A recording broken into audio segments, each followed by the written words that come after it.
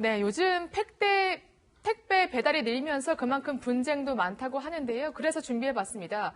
택배를 배달했다는 택배 기사와 받지 못했다는 고객, 진실 게임이 벌어진 건데요.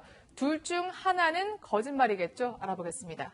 그러니까 택배 기사와 고객 사이에 어떤 일이 있었던 거예요? 네, 지난해 4월에 있었던 사건인데요. 한 택배 기사가 경기 김포의 한 아파트에 사는 고객 B에게 택배 물건을 배달합니다. 그런데 그 다음 날 고객 B는 택배 회사로 항의 전화를 합니다.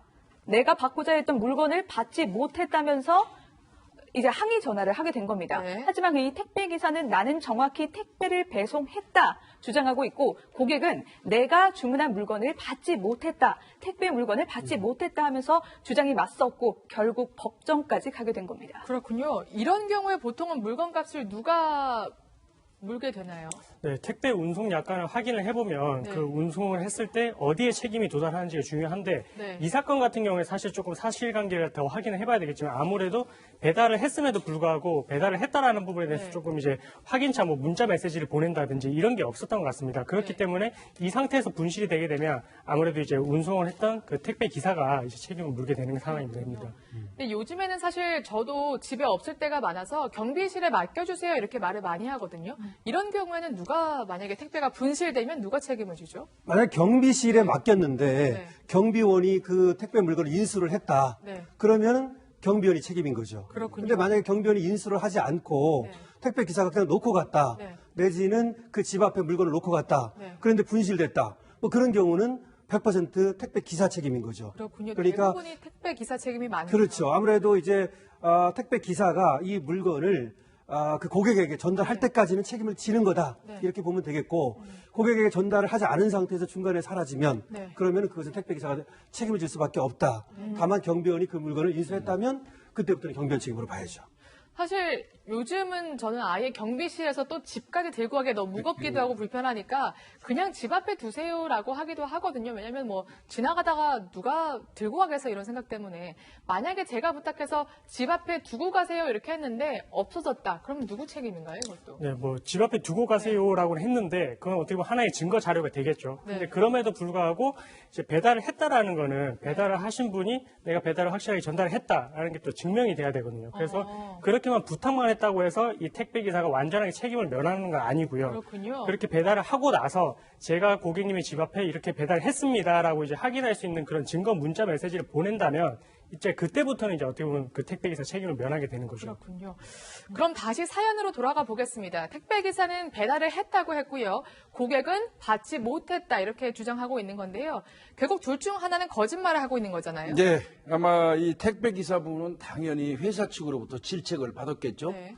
그러니까 본인은 명백히 배달했다는 게 인식이 있었나 봐요. 억울하다는 생각을 했겠죠. 그래서 다시 그 김포에 있는 아파트를 찾아갑니다. 네. 찾아가서 요즘에 제일 많이 쓰는 게 뭡니까? CCTV. 그렇죠. CCTV 확인을 했더니 아마 그 주인이 받는 게 나왔던 것 같아요. 그리고 그 주변에 있는 이제 뭐 이를테면 쓰레기장 같은데 이런 데를 다 뒤졌어요. 네. 그래서 쓰레기 분리 수거장에서 고객이 그 버린 택배 상자를 찾아냈습니다. 그렇군요. 보니까 택배를 개봉한 뒤에 포장 상자를 버리고 그 택배에서다가 거짓말을 한 걸로 네. 이렇게 밝혀진 겁니다. 결국 고객의 거짓말이었습니다. 받고도 못 받았다고 이렇게 주장을 한 건데요. 네. 택배 기사 입장에서는 얼마나 화가 났을까요? 쓰레기장까지 뒤졌잖아요. 그러니까 사실 이런 네. 문제는요, 택배 기사의 고용과도 직결되는 문제입니다. 항의를 받은 택배 회사는 당연히 택배 기사부터 의심할 수 없겠죠. 그렇기 때문에 굉장히 민감한 문제인데, 결국 이 고객이 이렇게 한 이유는 자신이 주문한 물건 35,000원에 해당하는 이 돈을 챙기기 위해서 이런 거짓말을 했다고 합니다.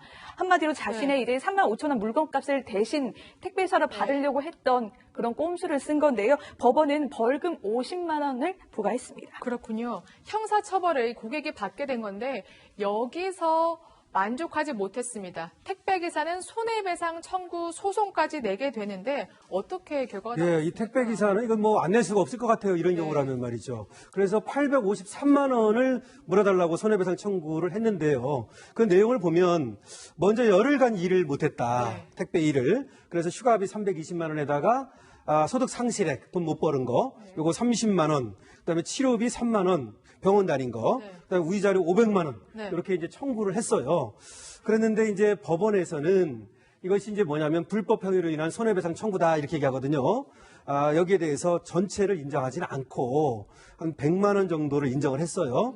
그 이유가 뭐였냐면 일세소득액 그 30만 원, 또 휴가비 320만 원 네. 이런 거에 대해서는 그것은 증거가 없다 이렇게 봤고요. 그다음에 치료비 3만 원 달라고 그러는 것은 인과관계가 없다 네. 이렇게 봤어요. 그러면서도 쓰레기통 뒤지러 다니고 열흘 동안 일 못하고 그다음에 정신과 진료도 받고 네. 예, 고통받고 이런 거에 대해서 위자료 100만 원을 인정한 거죠. 그러니까 그래서 100만 원만 받게 됐습니다. 위자료로. 근데 사실 며칠 동안 아무것도 못하고 뭐 쓰레기장 뒤지고 CCTV 찾고 굉장히 고통이 심했을 것 같은데 위자료 100만 원은 사실 굉장히 적다 이런 생각이 드는데요. 네, 약간 비슷한 소송의 형태가 의료소송을 생각을 하시면 편할 것 같습니다. 의료사고가 발생을 하게 되면 뭐 입원을 하게 됐을 때 그때 당시 이제 일을 할 수 있었던 그런 소득을 얻지 못하고 그리고 치료비, 뭐 위자료 이렇게 다 청구를 할 수 있게 되는데 이 사건이 약간 특이점이 있는 게 어떻게 보면 이제 자기 입장에서는 이 사건 이외에도 일을 하려고 하면 할 수는 있었었거든요. 네. 근데 자기가 어떻게 보면 조금 이제 그런 걸 입증을 하고자 했었던 그런 게 있기 때문에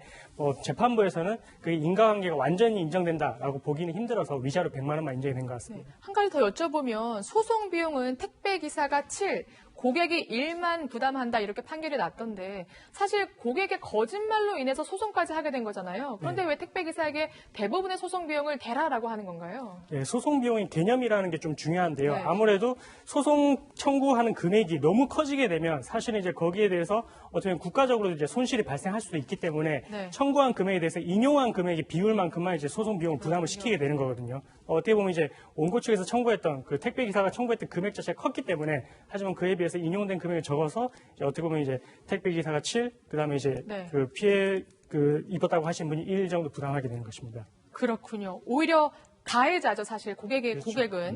그런데 항소를 합니다. 택배 기사가 한 게 아니라 고객이 억울하다면서 항소를 해서 2심까지 가게 되는데요. 2심 결과는 어떻게 나왔습니까? 네, 2심은 그러니까 재판부는 이 항소를 받아들이지 않았습니다. 그 택배 기사의 정신적 고통이 매우 컸음을 인정하면서 항소를 기각했는데요. 아까 위원님께서도 설명해 주셨지만 택배 기사가 근무도 하지 않고요. 휴가까지 내서 CCTV도 찾아다니고 그다음에 실제 이 택배물이 버려진 장소까지 가서 증거물까지 수집하지 않습니까? 이 과정이 굉장한 정신적 고통을 초래했다면서 항소를 기각했습니다. 그러면서 1심에 벌금 50만 원 형을 확정했습니다. 네. 1심과는 사실 별개죠. 왜냐하면 1심은 50만 원은 형사처벌이고요. 네. 그다음에 네. 손해배상금이 100만 100만 원입니다. 그래서 100만 원이 확정된 거고요. 2심 소송은 이 고객이 제기한 것이기 때문에 소송 비용도 고객이 물어라 이렇게 판결했습니다.